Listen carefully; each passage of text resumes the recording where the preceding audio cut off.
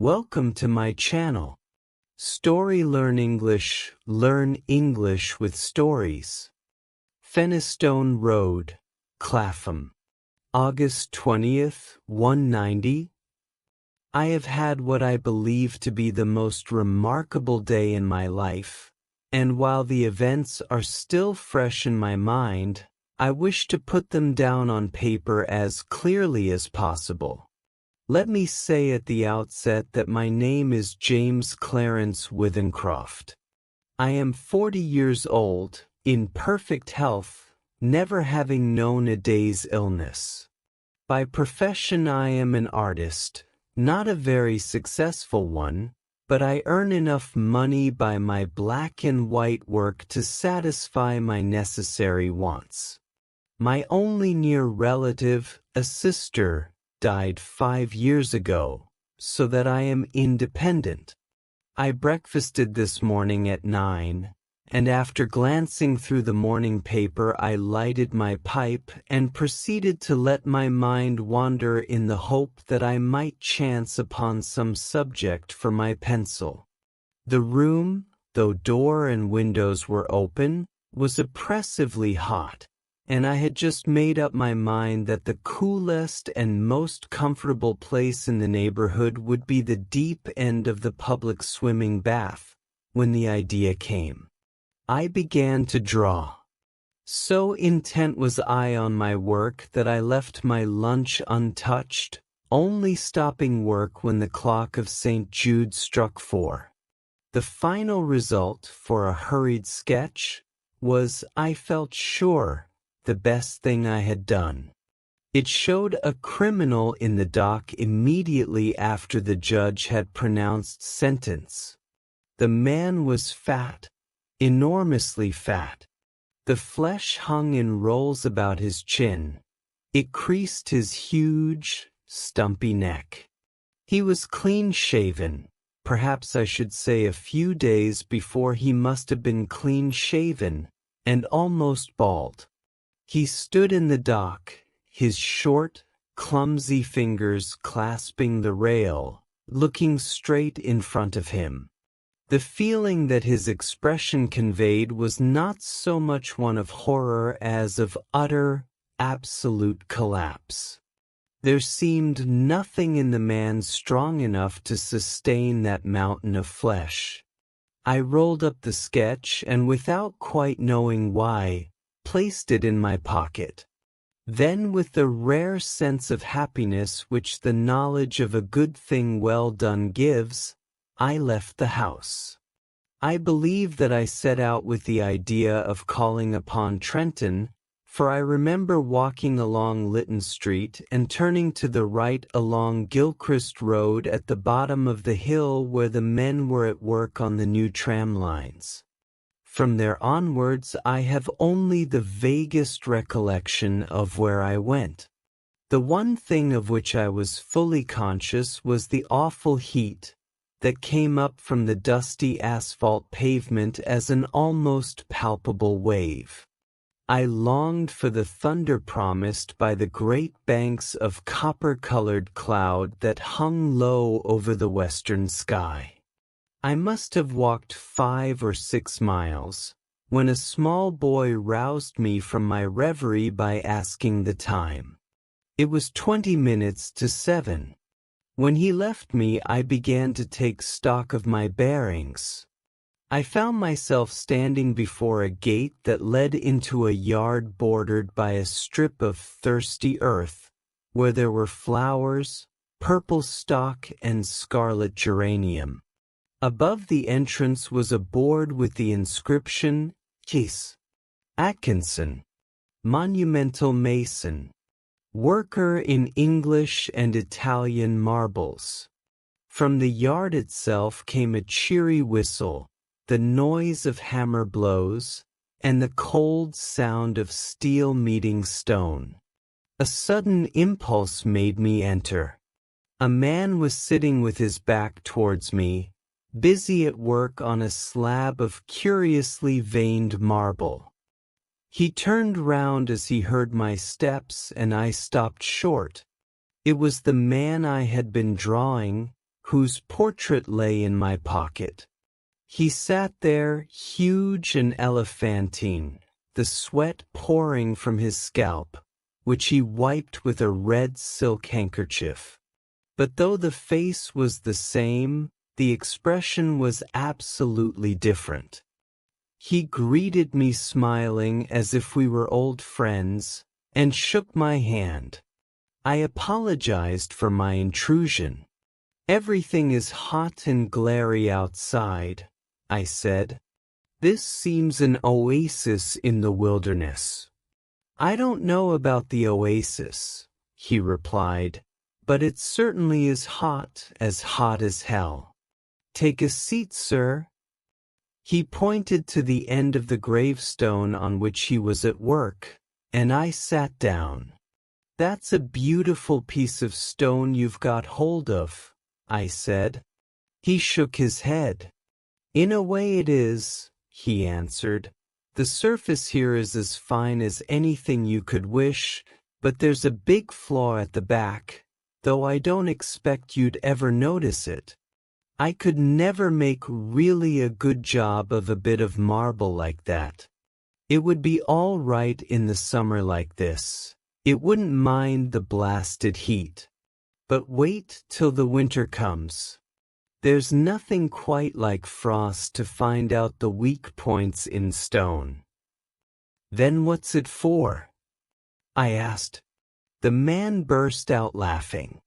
"You'd hardly believe me if I was to tell you it's for an exhibition, but it's the truth. Artists have exhibitions, so do grocers and butchers. We have them too. All the latest little things in headstones, you know."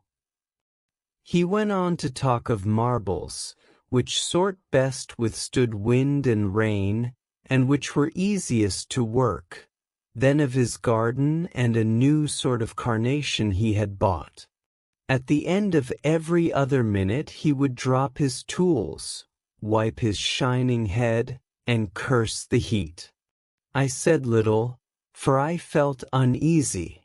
There was something unnatural, uncanny in meeting this man.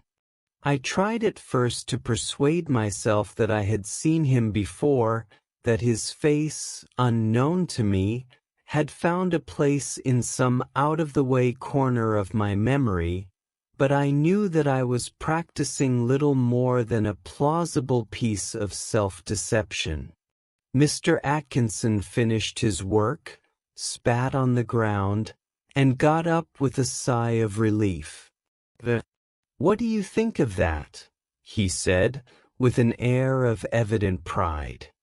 The inscription which I read for the first time was this: "Sacred to the memory of James Clarence Withencroft, born January 18, 1860. He passed away very suddenly, on August 20th, 190. In the midst of life we are in death." For some time I sat in silence. Then a cold shudder ran down my spine. I asked him where he had seen the name. "Oh, I didn't see it anywhere," replied Mr. Atkinson. "I wanted some name, and I put down the first that came into my head." "Why do you want to know?" "It's a strange coincidence, but it happens to be mine." He gave a long, low whistle. "And the dates?" "I can only answer for one of them, and that's correct." "It's a rum go," he said, but he knew less than I did. I told him of my morning's work. I took the sketch from my pocket and showed it to him. As he looked, the expression of his face altered until it became more and more like that of the man I had drawn. "And it was only the day before yesterday," he said, "that I told Maria there were no such things as ghosts." Neither of us had seen a ghost, but I knew what he meant. "You probably heard my name," I said, "and you must have seen me somewhere and have forgotten it. Were you at Clacton-on-Sea last July? I had never been to Clacton in my life. We were silent for some time. We were both looking at the same thing, the two dates on the gravestone, and one was right. "Come inside and have some supper," said Mr. Atkinson. His wife was a cheerful little woman, with the flaky red cheeks of the country bred. Her husband introduced me as a friend of his who was an artist.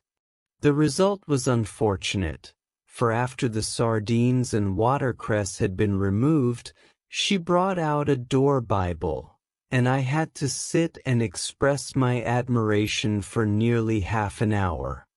I went outside and found Atkinson sitting on the gravestone smoking. We resumed the conversation at the point we had left off. "You must excuse my asking," I said, "but do you know of anything you've done for which you could be put on trial?" He shook his head. "I'm not a bankrupt. The business is prosperous enough. 3 years ago I gave turkeys to some of the guardians at Christmas, but that's all I can think of. And they were small ones, too," he added as an afterthought.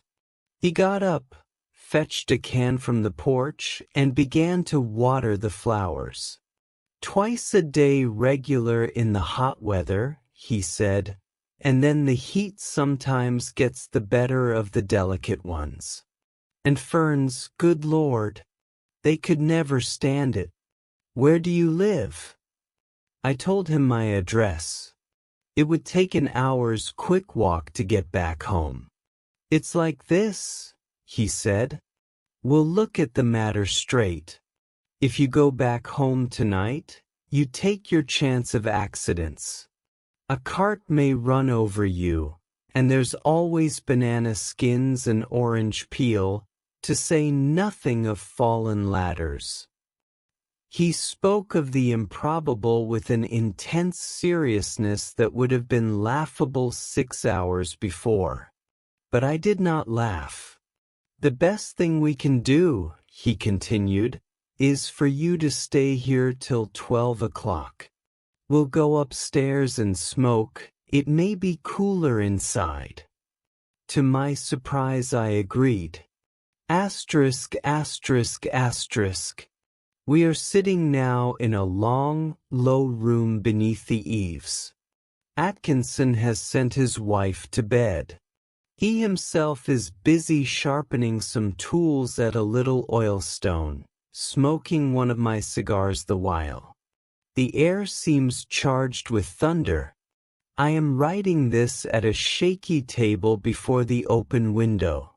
The leg is cracked, and Atkinson, who seems a handy man with his tools, is going to mend it as soon as he has finished putting an edge on his chisel.